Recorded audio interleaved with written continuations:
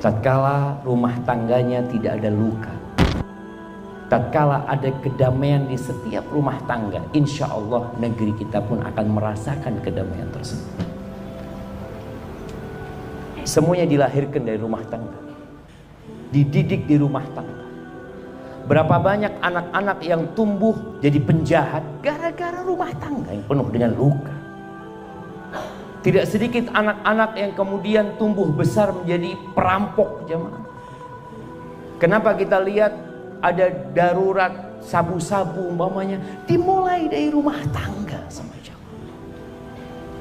Maka ini pembahasan yang sangat penting buat kita semua. Ya, sebagian kita mungkin alhamdulillah rumah tangganya tidak ada luka, Ustaz. Tapi udah babak belur semuanya, Ustaz. Jadi udah berantakan semua. Kadangkala lampunya sudah ada yang mati ya. Kipasnya kadangkala mulai bergerak tapi apa jemaah? Itunya nggak ada jemaah. Baling-balingnya itu nggak ada. Jadi muter terus. Ada kipas di rumah tapi tidak mendinginkan. Ada apa sebenarnya? Ada kulkas dalam rumah yang seharusnya membuat keluarga itu bisa menikmatin. Tapi ternyata tatkala dibuka kulkas itu panas. Buah yang di dalam yang seharusnya jadi segar itu jadi layu. Ada apa dengan rumah tangga? Kalau antum berangkat ke pengadilan agama, antum akan dapati antrian panjang. Laki-laki atau wanita yang sedang menggugat cerai pasangan hidup. Sebagian kita mungkin mempertahankan rumah tangganya bukan karena cinta, bukan karena dia berbahagia di rumah tangganya, tapi karena malu sama tetangga. Ada yang sudah tua renta jamaah ingin cerai, Anda bertemu dengan mereka sudah umur 70 tahun, yang istrinya sudah umur 62 tahun. Mereka mau cerai. Ahibati fillah, berapa banyak rumah tangga yang sebenarnya diawali dengan cinta, penuh dengan kasih sayang. Mereka sama-sama merajut mimpi, bahkan selalu berpikir bersama keluarga untuk masuk surga. Sang istri cerita sama suaminya tentang cita-cita dia, apa yang dia inginkan. Sang suami juga menjelaskan kepada istrinya apa angan-angan dia ke depan. Ada masa depan yang dia inginkan menjadi masa depan yang cerah.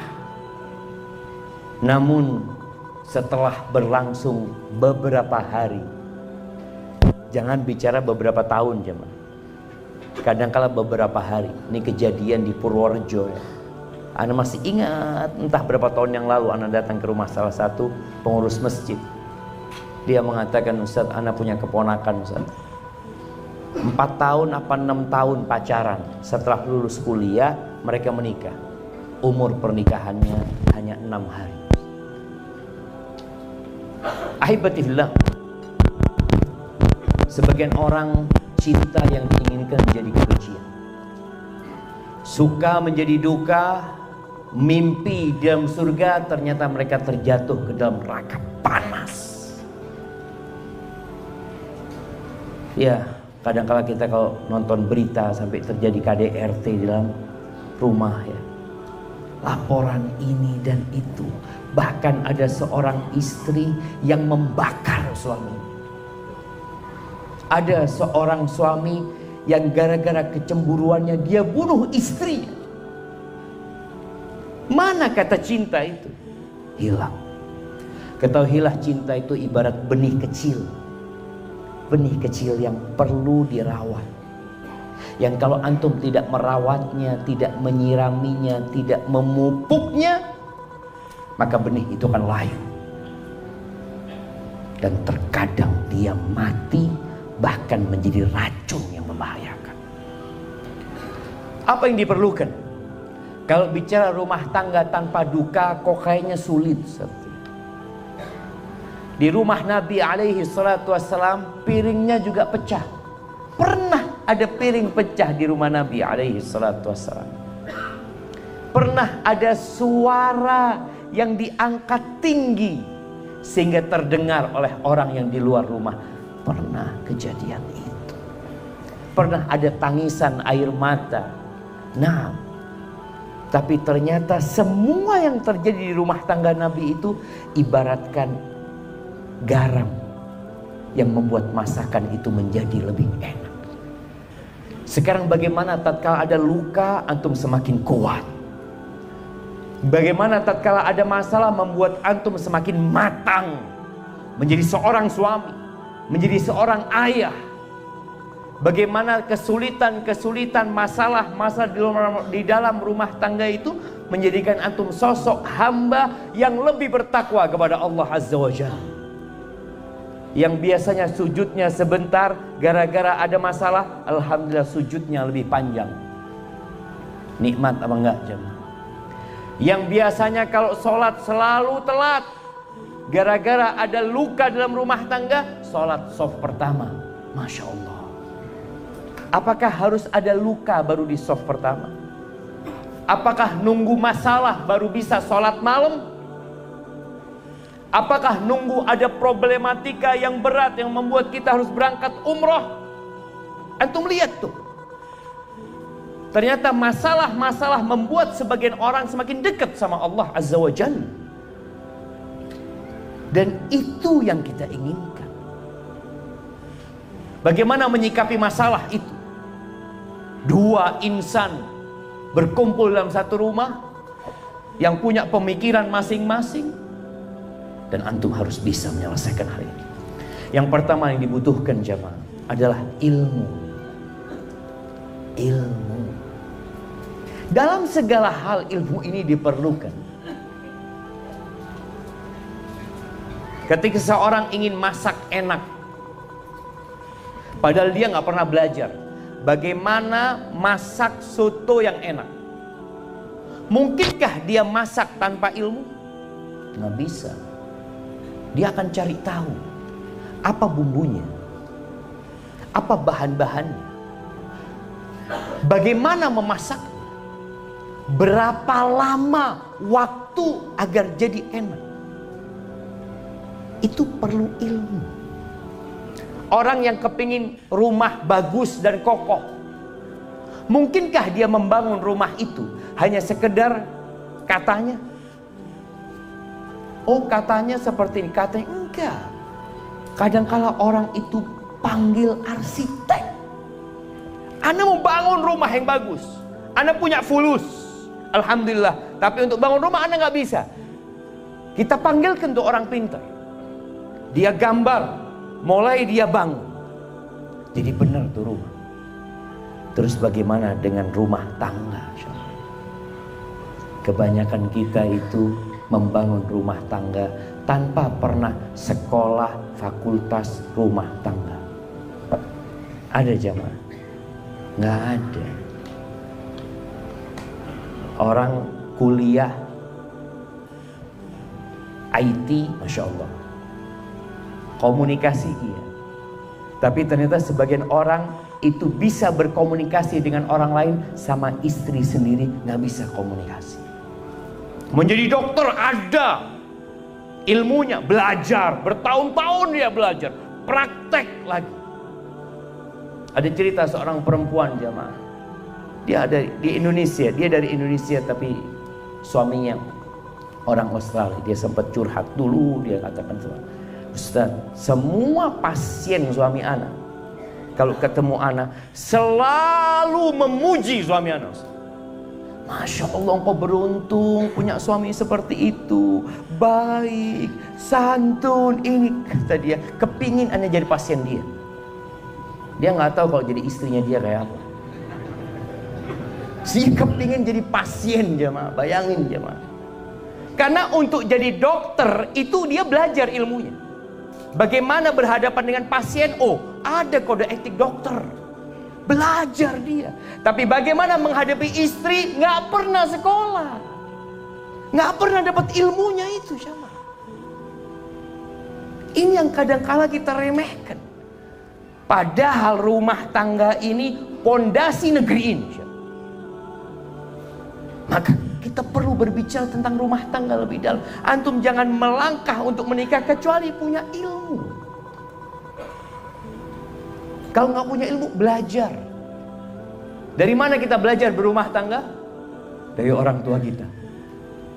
Kalau orang tua kita, bapak kita suka marah sama ibu, oh nanti aku kalau jadi suami kayak gini, kayaknya ini model yang bagus.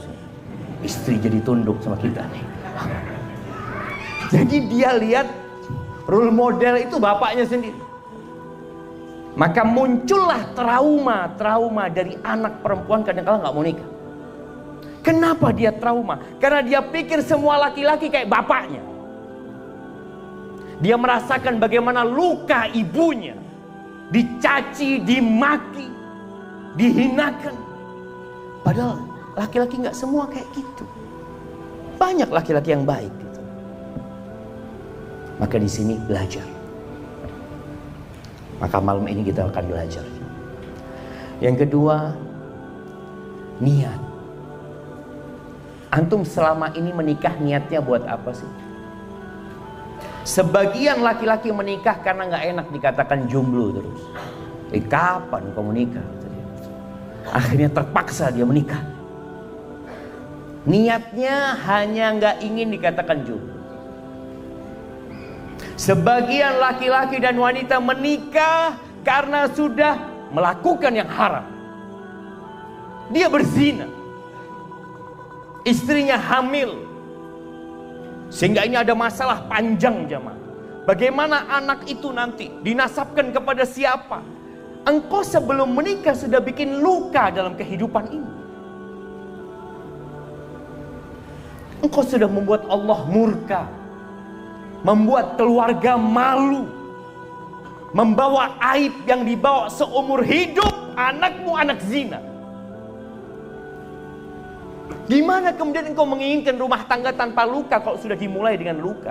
Maka solusinya engkau niat beribadah. Kalaupun sebagian terjebak dalam dosa, niatkan bertobat kepada Allah. Bertobat, menyelesaikan perbuatan dosa itu. Karena ada sebagian orang berpikir, kalau saya menikahi orang yang saya zinai, dosa saya selesai. Dari mana engkau belajar itu? Ketika mendapatkan buku hijau, dosa zinanya selesai. Dari mana engkau belajar itu? Az-zaniyatu waz-zani fajlidu kulla wahidin minhuma mi'ata jaldah. Kata Allah tuh pezina wanita, pezina lagi, dihukum jilid dia itu. Bukan dikawinkan. Dia dihukum, disuruh taubat dia. Setelah itu mau nikah, silakan. Nikahnya sudah dalam rangka beribadah. Bukan menutupi aib, bukan, tapi dalam rangka kembali kepada Allah Azza wa Jalla. Kita lihat ketika dua orang yang berzina dinikahkan, kalau salah satu belum tobat, gak lama cerai biasanya. Karena dia nikah terpaksa, bukan karena untuk mengabdi kepada Allah Azza wa Jalla. Maka bagaimana Rasul Sallallahu Alaihi Wasallam mengatakan, ketika turun ayat-ayat yang berkaitan dengan menimbun harta emas dan perak, di mana kalau nggak dikeluarkan zakatnya itu akan jadi setrika buat orang-orang tersebut. Akhirnya para sahabat mengatakan, ya Rasulullah, law alimna ayya malin afdal fanattakhidha. Kalau kita tahu ya Rasulullah, harta apa yang paling baik, kita akan cari itu harta. Maka beliau menyebutkan 3. Siapa yang ingat? Nah, siapa yang mau jawab? 3 harta yang seharusnya kita cari mati-matian. Ada hadiahnya ya, banyak hadiahnya di sini. Nah, mana yang mau jawab? Hadiahnya taruh di atas ya, biar tahu mereka. Ana tambahin hadiahnya, Masya Allah. Fadhal, ya, berdiri antum yang mau jawab.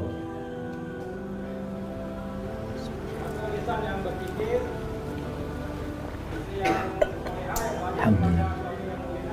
1, lisan yang pandai berzikir. Yang kedua, hati yang bersyukur, istri yang soleha, yang membantu suaminya dalam urusan akhirat. Masya Allah. Fadl kirimkan ke sana ke belakang. Tuh jamaah, bukan mobil yang bagus, rumah yang mewah. Apa gunanya antum punya rumah yang mewah kalau isinya berantakan? Kita kadang-kadang kalau melihat orang rumahnya bagus, mewah, ya Allah enak banget yang tinggal di sini. Padahal sudah nggak ada penghuninya. Hidup masing-masing. Enggak, Nabi nyebutkan 3. Afdaluhu lisanun dzakir. Lisan yang senantiasa berzikir. Naik motor berzikir, masuk rumah berzikir, makan berzikir, selesai makan berzikir, masuk pasar berzikir, pakai baju berzikir. Kemanapun dia pergi dia berzikir. Ingat sama Allah. Yang kedua, wa qalbun syakir. Hati yang pandai bersyukur. Mau dapat 20.000 sehari, alhamdulillah.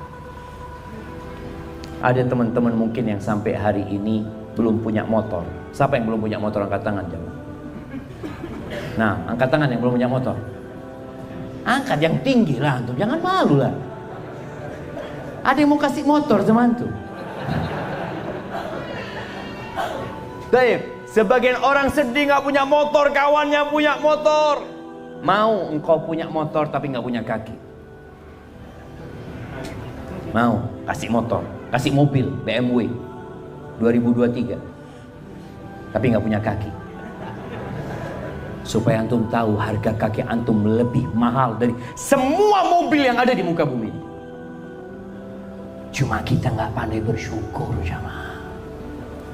Ngelihat handphone, aduh bagus banget, harganya mahal. Wallahi antum cari mobil handphone paling bagus di dunia, tetap lebih bagus telinga antum. Apa gunanya antum punya handphone bagus tapi antum tuli, kemana-mana pegang handphone? Kata orang ini agak gak waras ini, orang dia gak denger. Ada apa pegang handphone? Wallahi jamaah. Maka yang paling utama adalah qalbun syakir, hati yang pandai bersyukur. Bagaimana Urwah ibn Zubair mengajarkan ini perlu kita miliki dalam rumah tangga kita. Hati yang pandai bersyukur. Ketika dia harus dipotong kakinya 1, dia mengatakan, ya Allah, Engkau berikan kepada aku 4. 2 kaki dan 2 tangan. Yang Engkau ambil 1 ya Allah, Engkau sisakan 3 ya Allah. Ini orang yang pandai bersyukur selalu melihat kepada nikmat yang Allah berikan. Sebagian kita selalu susah. Kalau ketemu cerita saya punya masalah ini, kalau punya rezeki nggak pernah cerita dia. Tapi punya masalah, 1 kampung tahu, bahkan se-Indonesia tahu. Diangkat ke status dia. Masya Allah. Ingat, yang kedua qalbun syakir. Dimanapun antum tinggal, bersama siapapun antum hidup, antum akan bersyukur kepada. Yang ketiga, wa zaujatun mu'minatun tu'inuhu ala amril akhirah. Istri yang beriman yang membantu suaminya dalam urusan akhirat. Bukan membantu suaminya bangun rumah, bukan membantu suaminya beli tanah, bukan membantu suaminya beli mobil. Saya alhamdulillah Ustaz, rumah ini dibantu sama istri saya. Enggak, bukan itu.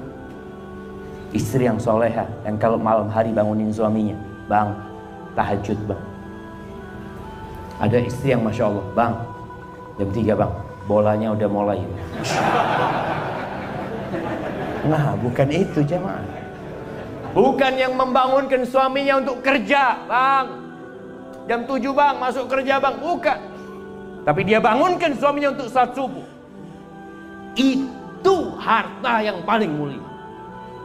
Ad-dunya mata wa khairu mata'iha al-mar'atus salihah. Dunia ini kesenangan. Dan sebaik-baiknya kesenangan dunia itu bukan istri yang cantik. Apa gunanya antum punya istri cantik tapi ngelirik laki-laki lain? Tapi istri yang soleha, yang kalau dipandang menyenangkan hati. Sebagian kita itu kalau memandang menyenangkan hati, memandang siapa? Istrinya tetangga. Menyenangkan hati. Bukan istri antum sendiri, jemaah. Menyenangkan hati. Kalau disuruh taat. Ditinggal sama suaminya, jaga kehormatan dirinya, jaga harta suami.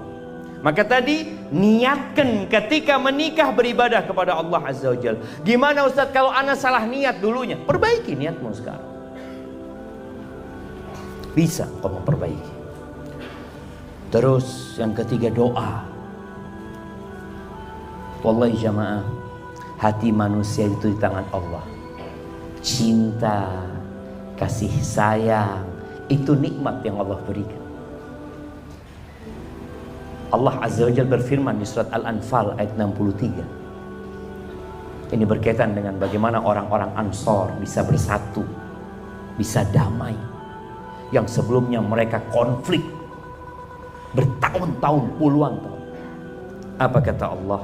Lau anfaqta. Allah mengatakan kepada Nabi Muhammad SAW, yang dengan kedatangan Nabi Muhammad SAW pertikaian itu hilang.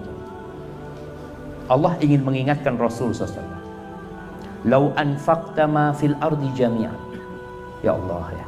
Apabila engkau menafkahkan, membagikan semua yang ada di bumi demi memperbaiki orang yang bertikai, orang yang konflik, atau suami istri yang konflik, mau dikasih harta tiap orang 1 triliun agar mereka damai, kata Allah, lau anfaqta ma fil ardi jami'an ma allafta baina qulubihim. Engkau tidak akan menyatukan hati mereka.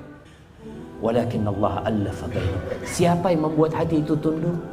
Allah. Sebagian kita berpikir dengan dikasih harta terus istrinya, rumah tangga akan damai. Kalau Allah nggak akan lembutkan, nggak lembut hatinya. Begitu pula suami. Maka suami istri ini harus berdoa mohon sama Allah Azza wa Jalla, dan selalu bertawakal kepada Allah. Jangan pernah bersandar kepada diri sendiri. Seperti di awal tadi disebutkan, jangan mengatakan, oh saya bisa, saya pintar, saya punya ilmu ini, itu dan itu, saya punya jabatan. Dah. Wallahi jamaah, ana pernah haji dengan 2 jenderal. Yang satu bintang 2, yang satu bintang 1 dari angkatan darat. 2 istri kedua jenderal itu datang sama ana. Waktu di Mina kita ini, Syafiq, itu dalam mahasiswa. Tolong sampaikan kepada suami-suami kita, kalau urusan fulus nggak kurang kita, nggak kurang. Tapi kita kurang perhatian, kita kurang kasih sayang. Supaya antum tahu, harta itu walaupun antum berikan sebanyak apa, kalau Allah tidak melembutkan hati mereka, nggak bisa. Maka ahibati fillah, kembali kepada ilmu. Yang pertama ilmu, yang kedua apa? Niat, yang ketiga doa. Ilmu yang pertama yang harus antum pelajari berkaitan dengan rumah tangga ini adalah tentang hak dan kewajiban. Apa sih hak pasangan hidup antum? Jangan tanya dulu apa kewajiban istri antum. Sebagian suami itu yang dipikirkan apa?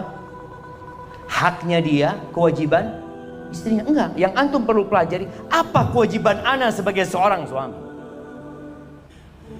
Makanya tatkala orang itu bekerja di sebuah perusahaan, dikasih tahu dia hak dan kewajiban, supaya dia dapat menjalankan tugasnya dengan baik.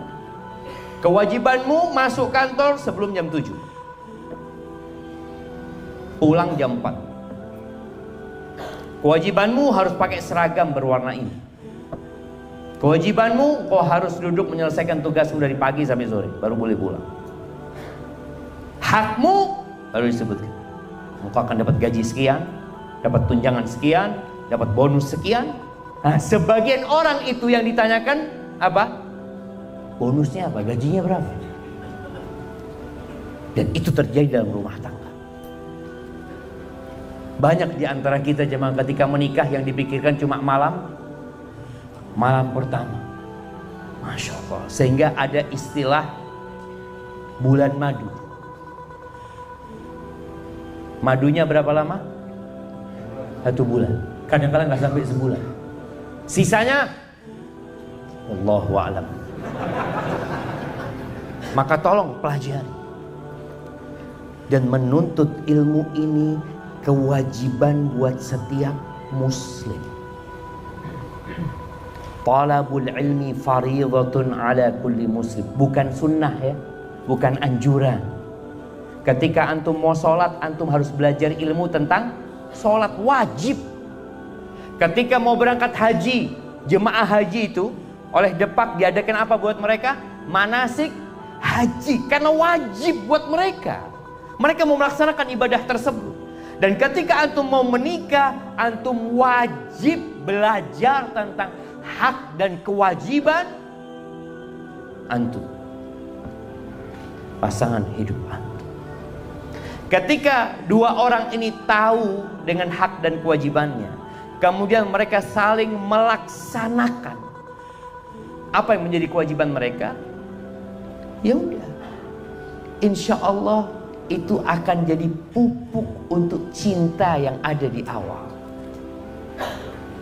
Ada seorang suami yang hanya minta dilayani, tapi dia tidak pernah berbagi dengan istrinya. Di beberapa daerah jamaah, kesian ketika sang istri itu harus bekerja cari nafkah. Sang istri perempuan itu wajib bekerja apa enggak? Wajib apa enggak? Wajib jemaah.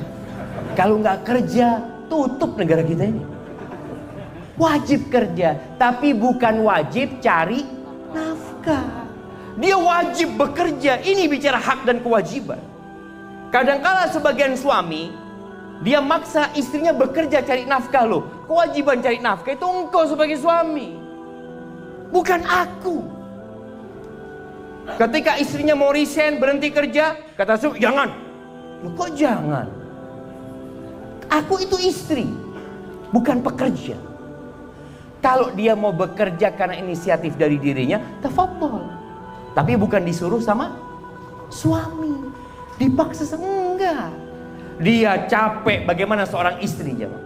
Kalau bicara di beberapa negara kita sudah lihat, sebagian negara itu piramidnya sudah kebalik. Banyak perempuan gak mau punya anak. Jadi jumlah orang tuanya itu lebih banyak daripada anak-anak. Di Singapura, jangan jauh-jauh. Di Jerman, di Rusia. Kenapa? Karena banyak wanita mereka itu juga bekerja. Ketika dia bekerja cari nafkah, lalu dia disuruh hamil, disuruh menyusui anaknya, membesarkan. Ini kezaliman para laki-laki kepada istri. Engkau yang cari makan lah. Masa aku sudah membesarkan anakmu, gendong anakmu seharian. Ingat, perempuan bekerja di rumah kalau punya anak itu berapa jam? 24 jam kali 7 hari kali 30 hari sebulan. Ada istri antum ngajukan cuti sama, bang, ana mau cuti ngurusin anak-anak bang ya. Oh iya, engkau punya hak cuti dalam setahun 12 hari selain liburan bersama. Nggak ada tuh perempuan jemaah. Tengah malam istri kita, tengah malam anak nangis, bapaknya bangun. Bapaknya bangunkan istrinya. Anaknya nangis, tidur lagi dia. Kenapa? Karena dia berpikir aku bisa harus bekerja. Ya itu memang, itu tugas laki-laki. Tapi jangan engkau bebankan dua kepada perempuan. Disuruh cari duit, disuruh melahirkan anak, besarkan anak. Ar-rijalu qawwamuna 'alan nisa. Kata Allah, laki-laki itu pemimpin buat para wanita. Pemimpin. Kenapa dia jadi pemimpin? Yang pertama, bima faddalallahu ba'dahum 'ala ba'd. Karena laki-laki itu dikasih jiwa kepemimpinan. Laki-laki itu lebih mengutamakan akalnya. Dikasih tuh, hak cerai ada di suami. Kalau hak cerai ada di istri, kira-kira ada yang datang ke masjid masih berstatus suami, mungkin sudah diceraikan semua sama istrinya. Istri itu sakit hati sedikit, bawa koper dia pulang. Udah, aku pisah aja. Laki-laki enggak. Makanya perempuan bisa gugat cerai tapi tidak menceraikan dirinya sendiri. Bima anfaqu, yang pertama bima faddalallahu ba'dahum 'ala ba'din, yang kedua wa bima anfaqu min amwalihim. Karena suami itu memberikan nafkah. Para ulama menyebutkan, tatkala engkau memperhatikan konflik atau luka yang terdapat dalam rumah tangga, kebanyakannya timbul disebabkan kedua pasangan ini tidak ngerti sama hukum syariat. Nggak ngerti, nggak belajar dia. Yang ada tadi belajarnya dari rumah tangga dia. Bagaimana bapaknya mendidik ibunya, mengajarin ibunya, atau menghajar ibunya, dia lakukan itu. Itu kebanyakan. Maka tolong yang istri berusaha untuk mempelajari. Apa sih tugasku sebagai istri? Laksanakan tugasmu. Suami melaksanakan tugasnya. Ustadz, kalau ana sebagai istri, hak-hak ana tidak diberikan oleh suami, minta hakmu sama Allah Azza wa Jalla. Itu juga dipelajari. Ada jalan istri yang tidak mendapatkan haknya dari suaminya. Umpamanya tadi bicara perhatian kurang, suaminya sibuk bekerja, baik suaminya sholat 5 waktu tapi perhatian kurang, ialah ana akan cari perhatian dari Allah Azza wa Jalla demi menyelamatkan rumah tangga. Ilmu yang kedua, mengenali pasangan hidup. Laki-laki dan wanita itu berbeda. Semua punya keistimewaan, tapi juga punya kekurangan. Bagaimana Nabi alaihissalatu wasallam menjelaskan kepada para laki-laki tentang para istri. Beliau mengatakan, khuliqatil mar'atu min dila'. Perempuan itu diciptakan dari tulang rusuk yang bengkok tuh, jam. Yang laki-laki berusaha mengenali bagaimana sih perempuan itu kayak apa sebenarnya. Yang perempuan juga tahu laki-laki itu seperti apa. Sehingga ada jalur komunikasi yang bagus nantinya. Rasulullah SAW ketika menjelaskan kepada para sahabat, perempuan diciptakan dari tulang rusuk yang bengkok, bukan untuk merendahkan wanita, tidak, tapi untuk mendidik para laki-laki agar tahu bagaimana pasangan hidup dia. Karena ada sebagian wanita yang mengatakan ini termasuk melecehkan wanita. Lah, ini dalam rangka kau dihormati dan dihargai oleh laki-laki, agar para laki-laki tahu bagaimana bermuamalah dengan perempuan. Kata Nabi SAW, idza dhahabta tuqimuhu kasarta. Kalau engkau ingin meluruskan tulang rusuk itu, mau dilurusin, patah. Wa in taraktahu lam yazal a'waj. Kalau dibiarkan akan tetap bengkok. Terus gimana? Apa solusinya? Fastamti'u fihinnal iwaj. Nabi memberikan sebuah arahan alaihi salatu wassalam. Engkau bersenang-senanglah dengan wanita, tapi engkau harus selalu tahu dia itu bengkok. Perempuan itu ingin dimaklumi kekurangannya. Jangan engkau menuntut lebih dari dia.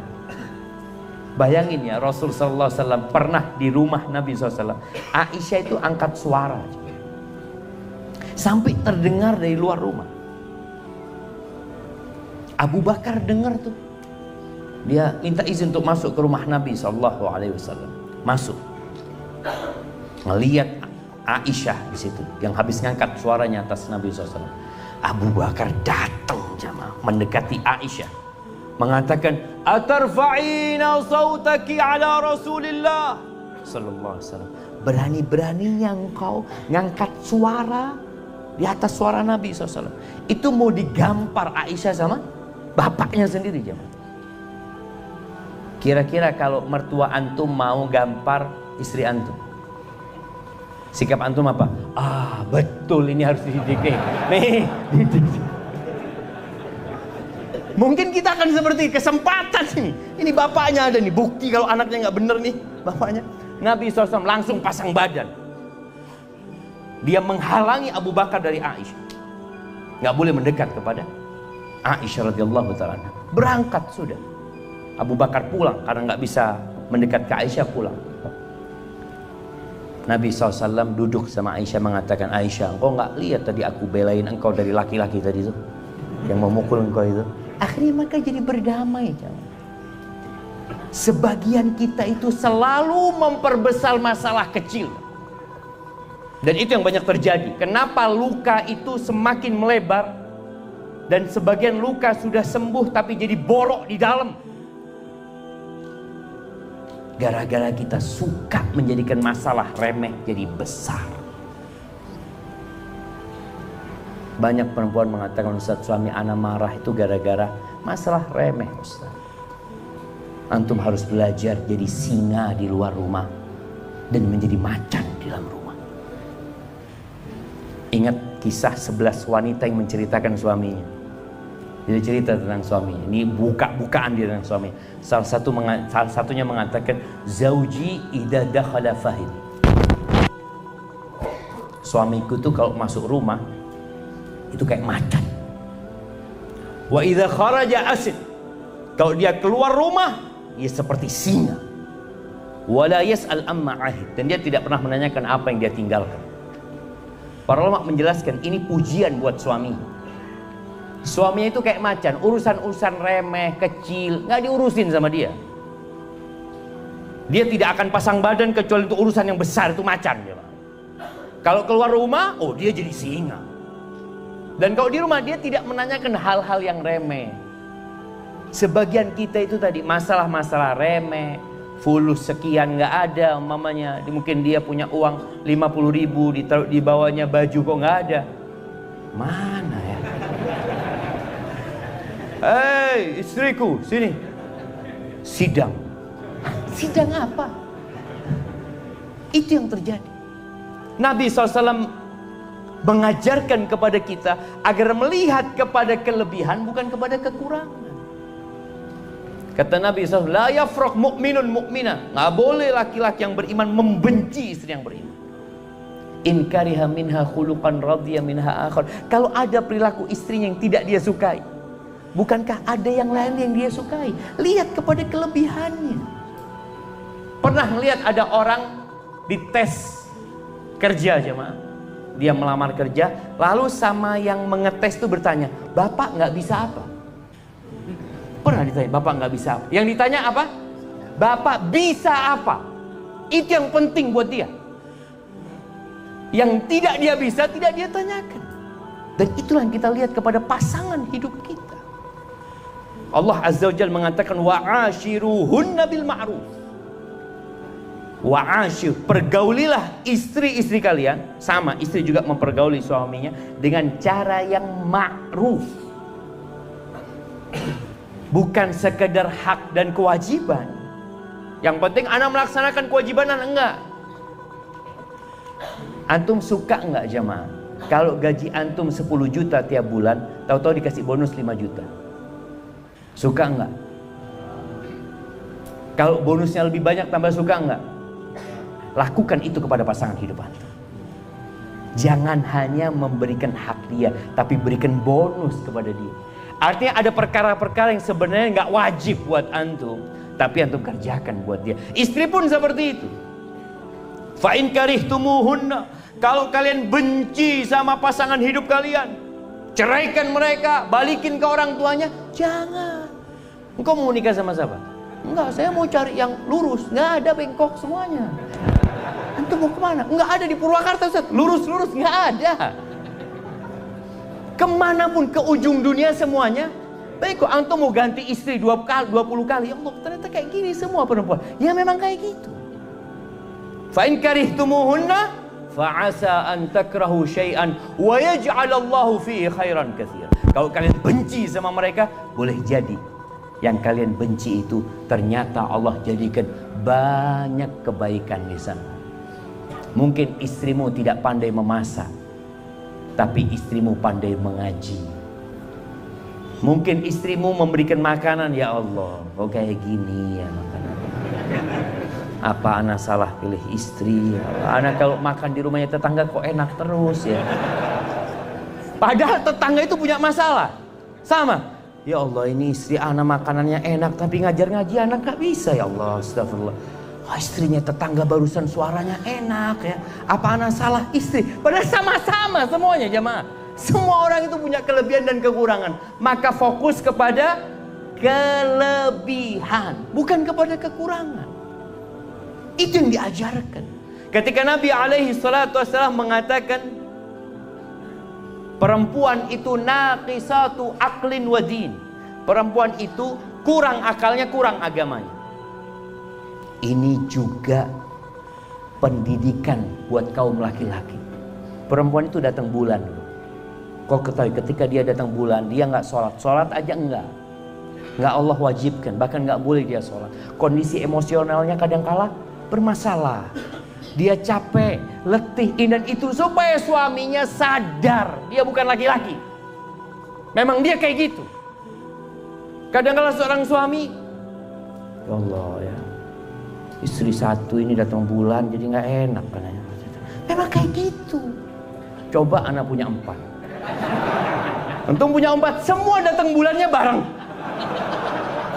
Antum mau apa tuh? Ya Allah, ahsan di surga. Ya memang ahsan di surga jamaah. Nabi ketika menjelaskan itu agar antum paham, dia seperti itu. Emosionalnya nggak terkontrol kadangkala. Kadangkala antum ngomong maksudnya baik, dia sakit hati. Ya memang kayak gitu perempuan. Antum yang kudu sabar.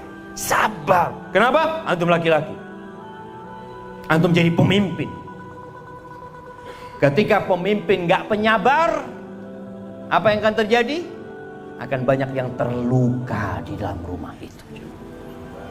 Berapa banyak anak-anak yang akhirnya benci sama bapak, benci sama bapak. Anak benar-benar sama kuping ini panas ya. Kalau sudah dengar orang curhat ini itu, sampai dalam hati anak, dulu waktu nikah nggak pernah konsultasi sama anak. Sekarang ruwet ngomongnya sama anak gitu kan. Berarti kan jadi anak yang dapat lukanya gitu jemaah. Senengnya nggak pernah dapat anak. Tapi itu kita juga harus sabar menghadapi orang-orang ini. Mungkin kita bisa memberikan solusi. Kemudian ketahuilah apa yang disukai dan apa yang tidak disukai. Perlu ilmu itu. Karena anak kepingin para wanita tidak lagi mengatakan, Ustadz suami anak ini temperamental Ustadz, suka emosi marah padahal masalah remeh. Oke, engkau tahu masalahnya apa? Iya Ustadz, masalahnya kadangkala kopinya itu kurang manis. Terus, ya masa masalah gitu aja dia marah? Loh, yang salah yang marah apa yang bikin kopi? Yang bikin kopi kan. Loh tapi dia tuh nggak tahu diri Ustaz. Sudah tenang. Setiap bikin kopi gulanya di luar. Bang kalau kurang manis tambahin. Masya Allah. Dia ketika kurang manis dia lihat istrinya. Tuh nambah. Tapi dia nggak jadi marah karena udah harus nambahin sendiri. Jadi istri ini ketika tahu apa yang tidak disukai suami. Suami tidak suka istri pakai daster. Apa yang harus dilakukan? Bagikan ke tetangga dasternya. Iya, artinya dia sudah tahu. Suami ini nggak suka Ustaz dengan ya rumah berantakan. Berarti jangan pernah melihat rumah berantakan. Suami ini nggak suka Ustaz kalau manggil kemudian anak nggak datang. Tapi juga para suami harus tahu, karena kita ada di markasnya tentara ini, kadang-kala ada suami yang bintangnya dia bawa ke rumah. Istrinya namanya anggap Sumaya. Sumaya datang, siap dan. Jadi gimana ceritanya? Rasul SAW kalau masuk rumah itu beliau panglima perang. Ketika masuk rumah beliau jadi suami, jadi bapak buat anaknya. Nggak ada bintang-bintang itu. Makanya bagaimana istri Nabi SAW itu kadang-kadang bantah sama Nabi SAW. Sampai Umar itu pernah suatu hari ngomong nyuruh sama istrinya bantah. Kata Umar jagoan jemaah. Ngomong sama istrinya, kok beraninya bantah anak? Kata istrinya, istri Nabi aja bantah sama Nabi SAW. Kata Umar itu nggak tahan jemaah, langsung keluar rumah. Dia langsung datang ke rumah salah satu istri Nabi, putrinya. Siapa namanya putrinya Umar? Kasih hadiah. Nah, kirim hadiahnya ke belakang. Hafsah. Nah, kayaknya nggak cukup dia kasih baju itu, kasih buku aja dia. Nah, Hafsah. Dia tanya, Hafsah, apa benar istri Nabi itu ada yang bantah Nabi SAW? Apa benar ada istri Nabi itu yang nggak ngajak ngomong Nabi dari pagi sampai malam? Kata Hafsah, iya benar. Hafsah, jangan kau lakukan itu Hafsah. Jangan, kau nanti diazab sama Allah SWT. Itu nggak boleh jemaah. Itu nggak boleh. Jadi para istri jangan kemudian melihat ini, oh berarti anak boleh bantah ya. Ya nggak boleh bantah itu. Tapi suami kudu sabar ketika istrinya melakukan itu. Karena ada sebagian suami udah pulang sana ke rumah orang tua. Aku ini di kantor dihormati. Nggak ada yang mengatakan tidak. Selalu siap dan ada cerita jemaah, ini bagaimana ya? Bagaimana kalau bisa istri itu kayak gitu juga. Siap dan sama suami. Ini ada waktu ana khutbah nikah di Masjid At-Tin. Itu pernikahan salah satu anak jenderal. Waktu itu atasannya ngomong, ini ustadz ini lewat sana, lewat sini ya ngomong. Anak buahnya ngatakan, siap dan. Akhirnya anak naik mobil sama dia. Dua orang tanya, tadi ngomong apa komandan? Nggak tahu lah, bismillah kita jalan aja ke sana tadi. Yang penting siap dulu, antum gampang urusannya, yang penting siap dulu. Perkara nggak paham nanti tanya gitu loh. Itu suami jadi seneng gitu loh. Kalau dapat istri yang selalu siap kayak gitu. Tapi tolong suami juga tahu diri, nggak kayak gitu. Engkau menjadi suami. Ketika engkau dah masuk rumah, Nabi SAW itu subhanallah jemaah, tahu dengan apa yang disukai istrinya. Bantuin istrinya urusan rumah. Jahit sandalnya sendiri. Nggak semuanya minta dilayani sama istri. Enggak. Beliau kadangkala subhanallah bajunya robek, beliau jahit sandalnya kurang bagus, timbanya rusak, beliau perbaiki. Sampai Aisyah radhiyallahu taala anha ditanya, Nabi alaihi salatu wasallam kalau di rumah itu ngapain sih? Karena sahabat ingin tahu, mereka tahu Nabi di luar. Kalau dalam rumah gimana? Kana fi mihnati ahli, beliau bantuin urusan keluarganya.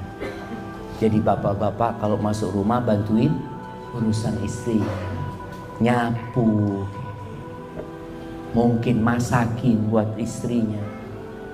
Tapi bukan tiap hari antum masakin buat istrinya main handphone gitu ya, antum bermasalah gitu loh. Baik. Kemudian jamaah rahimakallah, mengetahui apa yang disuka dengan apa yang tidak disuka itu penting untuk menjaga rumah tangga ini. Biasanya dengan berjalannya waktu antum sudah tahu. Tapi ada perempuan yang soleha, sebelum dia berjalan rumah tangganya, dia udah tanya sama suami. Ini kisah Syuraih ketika dia menikah dengan seorang wanita. Wanita ini ngomong, aku ini nggak kenal sama engkau. Aku nggak tahu sama engkau. Aku nggak tahu apa yang kau sukai dan apa yang kau tidak sukai. Tolong jelaskan kepada aku. Dijelaskan sama dia, aku nggak suka engkau bergaul sama tetangga fulan, sama fulan. Aku kepingin engkau kekurangan itu ditutupin, kelebihan itu ceritakan silahkan. Tapi jangan sampai kekurangan itu, karena tahu dalam rumah tangga ini ada kekurangan, ada kesalahan, maka tolong ditutup. Biasanya suami kalau sudah dengar istrinya curhat ke tempat lain, itu berat untuk melanjutkan rumah tangganya. Maka tolong sang istri pandai-pandai mengetahui apa yang disukai dan apa yang tidak disukai. Suami juga seperti itu. Kesukaan istri itu apa? Dihargain. Kalau dia berbuat, katakan jazakillah khair, makasih banyak. Hargai.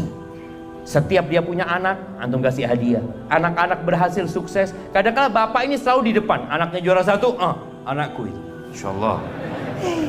Engkau kemana ketika dia dilahirkan? Ibunya yang berjuang, maka tolong hargai. Sebut namanya. Bagaimana Nabi SAW seringkali menyebut Khadijah, Khadijah, Khadijah, ibu dari anak-anak Rasul Sallallahu Alaihi Wasallam. Antum sekarang ini alhamdulillah, antum bisa berikan hadiah kepada istri antum. Ya nggak harus yang mahal. Perempuan itu suka dengan yang warna kuning. Nah, antum belikan 1-2 gram buat dia. Bukan hanya duit ya, bukan hanya duit. Seorang istri dikasih duit 5 juta sama dikasih cincin harga 2,5 juta, kira-kira dia suka mana? Cincin sama kelebihan 2,5 juta.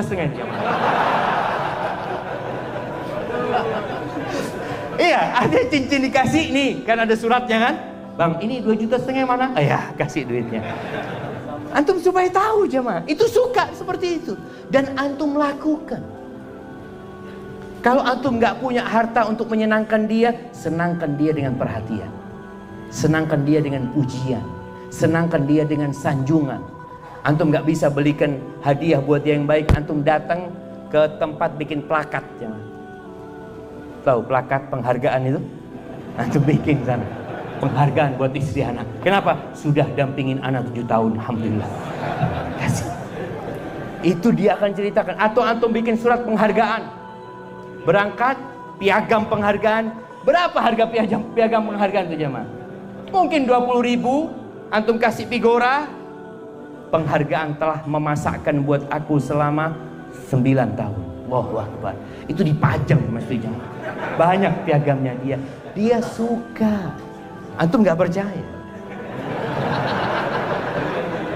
Bunga, antum berangkat ke toko bunga, belikan bunga. Kasih, biasanya anak kalau belikan bunga istri itu ada kertas itu, tulis di situ aja. Itu dia akan foto, dia sebarkan kemana-mana karena dia bahagia. Tapi kalau cuma dikasih fulus, apalagi fulusnya cuma untuk nafkah, kasih fulus, iya bang, barakallahu fiik. Jadi tolong antum pandai-pandai mengetahui apa yang disukai dan apa yang tidak disukai. Baik, yang terakhir. Ada 2 yang terakhir. Yang pertama, jangan bawa makan haram ke dalam rumah. Jangan bawa harta haram ke dalam rumah. Itu jadi penyakit. Tidaklah 2 orang yang saling mencintai kemudian dipisahkan illa bidzambin ahdatsahu ahaduhum, melainkan karena dosa yang dilakukan oleh salah satu dari keduanya. Dan di antara dosa yang dapat berdampak kepada kehidupan itu makan haram. Kalau ternyata naik motor dari hasil yang haram, antum belikan nafkah kepada istri antum dari hasil yang haram, kira-kira Allah akan ridho sama antum? Antum berdoa nggak dikabulkan doa, antum minta sama Allah nggak diterima. Antum berangkat umroh, berangkat haji dari hasil yang haram, la labbaik wala sa'daik. Kata nggak perlu engkau datang ke sini, nggak perlu, nggak ada kebahagiaan buat engkau gara-gara makan haram. Dan seorang istri juga harus mendukung suami, sabar. Karena ada sebagian istri gara-gara banyak tuntutan suaminya akhirnya bekerjanya nggak benar, nggak sabar, kepingin cepat punya rumah, kadangkala rumahnya dengan cara riba. Nggak sabar ingin cepat punya motor, akhirnya motornya dengan sistem riba. Nggak sabar kepingin ini itu, akhirnya ada yang haram dalam rumah tangga. Jaga. Dan sebagai penutup, Nabi SAW itu pernah mendiamkan istrinya yang 9. Kira-kira tahun 9 Hijriah. 9 istri Nabi itu diboikot sama Nabi SAW. Nabi tinggal di sebuah kebun. Ada rumah kecil di kebun itu, tinggal sebulan. Beliau tidak datang. Kenapa beliau menghajar istri? Urusan dunia. Tuntutan yang berlebihan, konflik yang terkadang yang seharusnya tidak dibuat konflik, sampai turun firman Allah di surat Al-Ahzab ayat 28-29. Allah mengatakan, ya ayyuhan nabi. Setelah 1 bulan, Nabi mendudukkan istrinya satu persatu. Kenapa? Karena visi misi mereka berubah. Dan itu yang menyebabkan banyak luka dalam rumah ketika visi dan misi nggak sama. Allah mengatakan, ya ayuhan nabi, wahai nabi, qul li azwajika, katakan kepada istri-istrimu, in kuntunna turidnal hayatad dunya wa zinataha, kalau ambisi kalian kehidupan dunia, perhiasan dunia, kemewahan dunia, fata'alaina umatti'kunna, kalian kemari, aku kasih mut'ah buat kalian, aku kasih kesenangan buat kalian, aku kasih harta buat kalian. Thumma usarrihkunna sarahan jamila, dan aku akan ceraikan kalian dengan perceraian yang baik. Nggak bisa dilanjutkan rumah tangga ini ketika satu ingin ke timur, satu ingin ke barat, nggak bisa. Maka Nabi memberikan keputusan, Allah yang menurunkan firman Allah ini. Wa in kuntunna turidna Allah wa rasulahu wad daral akhirah. Kalau ambisi kalian Allah, mencari keridhaan Allah, mencari keridhaan, ketaatan kepada Rasul SAW, wad daral akhirah, dan kehidupan akhirat, kalau ambisinya akhirat, wallahi jamaah, dunia dan isinya ini yang diperebutkan sekarang oleh 8 miliar manusia kira-kira, itu tidak lebih dari satu sayap nyamuk. Antum ambil nyamuk itu, antum lihat dunia dan isinya ini, kira-kira kalau dikumpulkan bisa nggak bikin nyamuknya? Nggak bisa. Allah tiap hari bikin nyamuk. Dunia dan isinya tidak lebih dari satu. Maka Nabi diperintahkan mengatakan kepada istri-istrinya, kalau ambisi kalian akhirat, fa innallaha adda lil muhsinati minkunna ajran azima, sesungguhnya Allah menyediakan buat orang-orang baik di antara kalian pahala yang besar. Jamaah, pernah melihat di dunia ini perempuan pakai baju 10 jam? Pernah lihat? Istri antum kalau pakai baju mentok berapa? 2, 3. Wanita surga itu pakai baju 70 jam. Sekali pakai 70. Bayangin. Dan 70 pakaian itu bisa dinikmatin dari segala penjuru. Antum bisa ngelihat dia dari arah sini, ya Allah, indah sekali. Dan dari 70 lapis pakaian itu, sumsum kakinya kelihatan. Kerudungnya perempuan itu lebih baik dari dunia dan isi. Maka tolong, ambisi kita adalah kehidupan akhirat. Kita makmurkan dunia ini dengan ketaatan kepada Allah Azza wa Jalla. Kita jaga rumah tangga kita ini dengan menjalankan perintah Allah, perintah Rasulnya. Insya Allah luka-luka itu akan hilang dari rumah tangga kita.